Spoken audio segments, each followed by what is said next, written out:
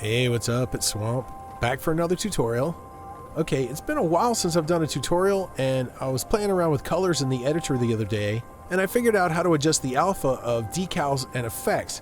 You may know it, you may not know it. Either way, I figured I'd do a tutorial on it and show you guys how to do it.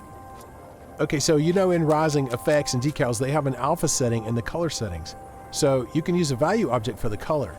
To set this up, you use a vector, and the editor will use the X, Y, and Z values as red, green, and blue values, RGB values, for the object's color. So you can find RGB values here, or you can do a Google search for an RGB color picker.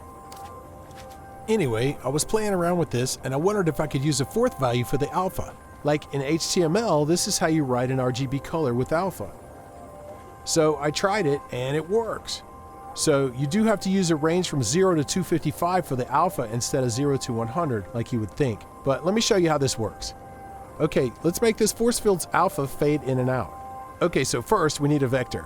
So let's open the Objects menu, go to Tools, Triggers and Events, and then scroll over to Data Sources and grab a vector. Now since we want the alpha to fade in and out on this, we'll use a curved data source and set it from 0 to 255. So let's go back to the Objects menu and grab a curved data source. Okay, let me show you a quick shortcut for setting values. Let's also grab a variable data source and set it to 255 because we're going to be using this number a lot.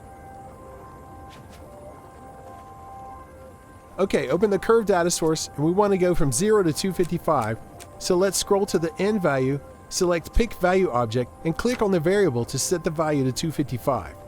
Now let's go back and then pick Value Object again and select the variable again, and this will break the connection. Now the value is set, but we're not linked to the variable. So you can use the variable in a different place, or you can delete it later if you want. Okay, now let's select looping and invert second half and set the duration. Okay, let's open the Vectors Properties menu, and the first thing we want to do is change the size to 4. Now we can use the XYZ values as RGB color values. Let's set them now.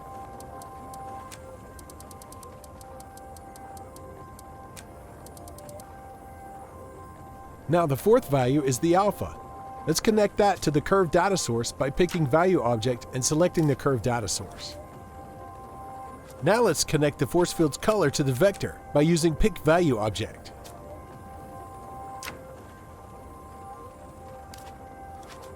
Now let's test it.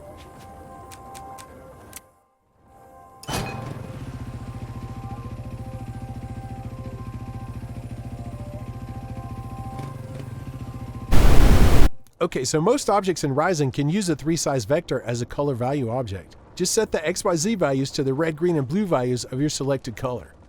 You only need to use a 4-size vector if you want to adjust the alpha as well, but that only works for objects with the alpha setting in the color menu. Okay, so knowing that, let me show you how to fade an object between two colors by using two vectors and a curved vector data source. Set the two vectors to be two different colors. Now let's grab the curved vector data source, open its properties, and set start vector to the first color vector. Now we'll set end vector to the other color vector. Now we'll set looping and invert second half and set the duration. Connect your object to the vector by using it as a value object.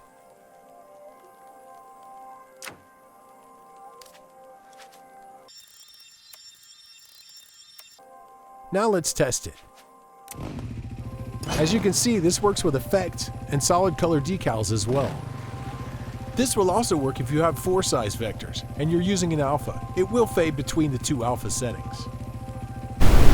Okay, for decals like logos, displays, creatures, country flags, or posters, the color setting is usually white. With these decals, you can only adjust the alpha, but I still would suggest setting the vector RGB values to white to make sure everything displays correctly.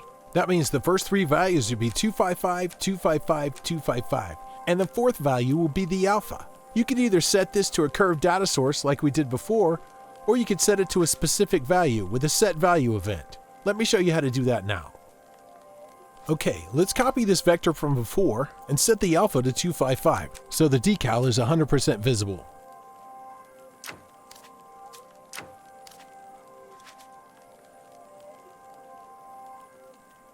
Let's grab a set vector event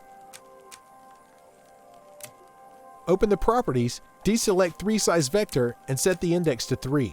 This is because vector index numbers start with 0, so the 4th position, the alpha position, would be 3. Okay, let's set the value, which is going to be the alpha. Let's set that to 30 so we can see the changes, and let's set the new vector as the event target. Let's connect the decal color to this new vector by picking it as a value object.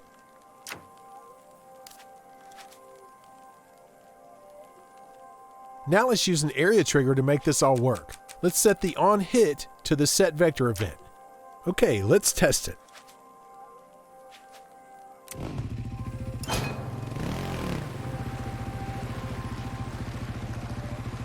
As you see, when the router hits the area trigger, the decal gets set to a specific value, which in this case is 30.